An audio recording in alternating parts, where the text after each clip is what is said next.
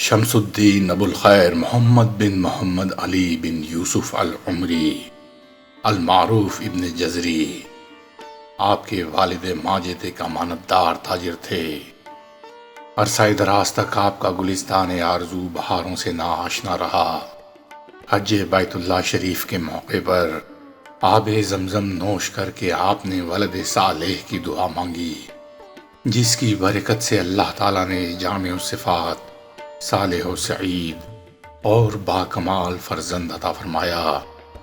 چنانچہ 25 رمضان 751 ہجری بمطابق 1350 عیسوی کو بعد نماز تراویح دمشق کی سرزمین پر آپ کی ولادت باسعادت ہوئی۔ آپ اصلاً دمشقی ہیں، مگر جزیرہ ابن عمر کی طرف نسبت کرتے ہوئے جزری کہلاتے ہیں۔ یہ جزیرہ بلاد شرق اور شہر موصل کے شمال میں واقع ہے، جس پر دریائے دجلہ کی پرشور موجیں ہلال کی مانند قبضہ و احاطہ کیے ہوئے ہیں۔ 15-16 سال کی عمر میں حفظ قرآن کے علاوہ فقہ شافعی کی مشہور کتاب التنبیہ اور قرأت میں الشاطبیہ اور التسیر حفظ کر لیں۔ امام تقی الدین بغدادی، ابن الحسین حنفی اور شیخ بن البان وغیرہ آپ کے معروف اساتذہ ہیں۔ فقہ میں جمال اسنودی، ابن ارسلان اور ابو البلقاء بحقی وغیرہ سے استفادہ کیا۔ حدیث میں علامہ دیامتی، ابن عبد الکریم حملی، بہاؤالدین مامینی، ابن المحب مقدسی اور علامہ ابن کثیر وغیرہ آپ کے مشاہیر شیوخ ہیں۔ آپ قریباً 1 لاکھ حدیث کے حافظ تھے۔ حدیث، فقہ اور قرأت تینوں میں مہارت تامہ رکھتے تھے اور تقریباً ہر فن میں اپنی کچھ نہ کچھ یادگار چھوڑ گئے ہیں۔ امام سخاوی رحمۃ اللہ علیہ فرماتے ہیں، دمشق، مکہ، مدینہ، قاہرہ اور اسکندریہ کی گلیوں کے چکر کاٹ کر بطور خاص علم قرأت میں تقریباً 40 مشائخ سے استفادہ کیا اور دمشق میں شیخ القرآ کے منصب پر فائز ہوئے۔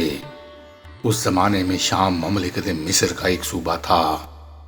ملک مصر ظاہر سیف الدین برقوق نے آپ کو نجم الدین ابن جماعہ کے بعد الجامعۃ الصلاحیہ میں امور تعلیمی کا ناظم مقرر کیا۔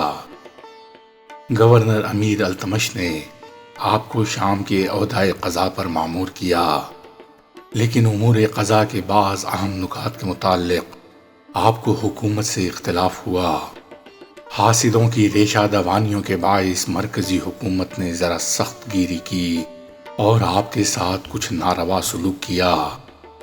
نتیجے میں آپ نے مجبوراً دمشق چھوڑ کر بروسا روم کی طرف ہجرت اختیار کی۔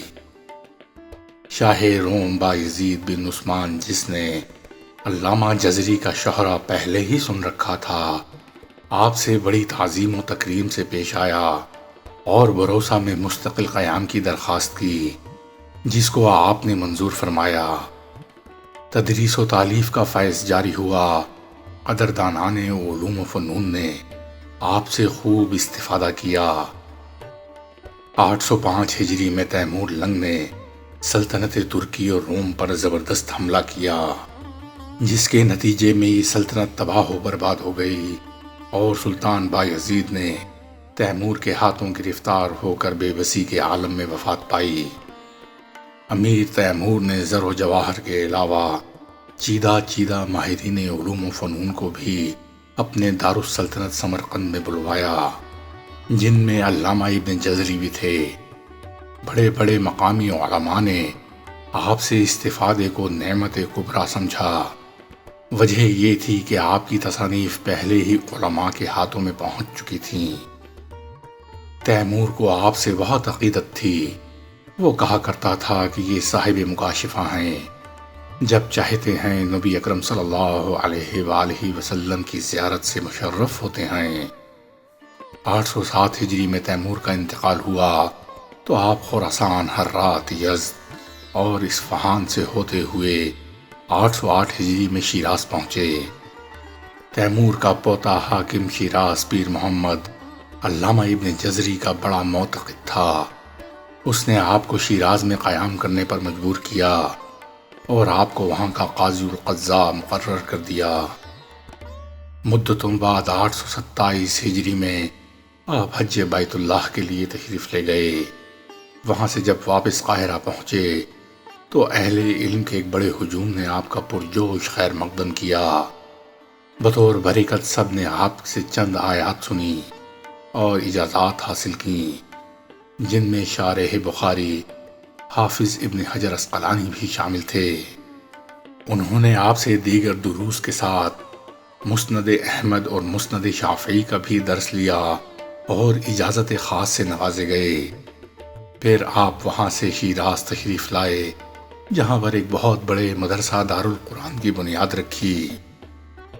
واضح رہے کہ دمشق میں ایک عظیم درسگاہ آپ اسی نام سے پہلے قائم فرما چکے تھے، اور بعض حضرات نے اس مدرسے کا نام جو دارالقرآن لکھا ہے وہ محض ان کا وہم ہے۔